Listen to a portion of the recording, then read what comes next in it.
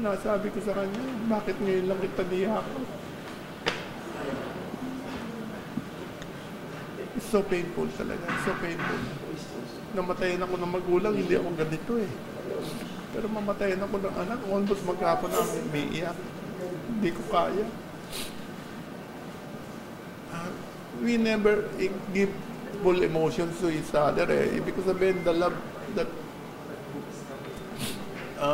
binds us, hindi naman ganun ka-close eh. But makikita mo yung pagmamahal nila, yung token, kung kumustahin ka, kakatok, ito tatay sa'yo, ito tatay pagkain mo. Yun eh. We never say, I love you, but makikita naman nila yung pagmamahal namin na seriously, hindi ko siya iniiwan. Whatever problems that he has, hindi ko siya iniwan. Hindi ko siya iniwan.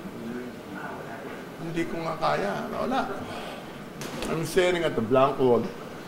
Right now, I don't know what to say. I don't know kung anong klaseng buhay itong mangyayaring to.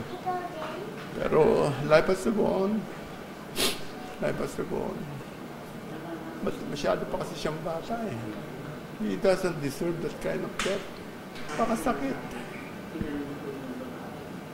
Natanggap ko naman eh. Kanya lang. It's so painful talaga.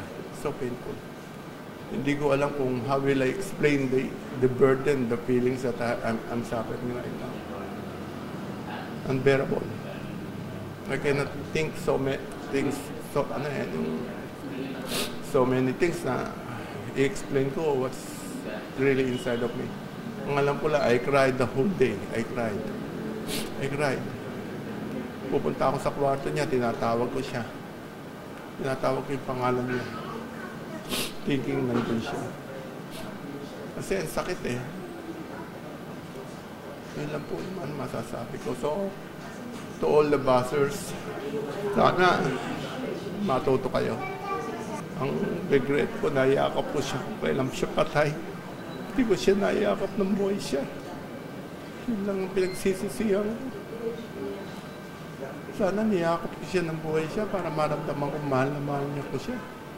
In fact, nung nagkaroon siya ng problema, I was the one taking care of it. Everything, ako lahat. Single-handedly, ako lahat.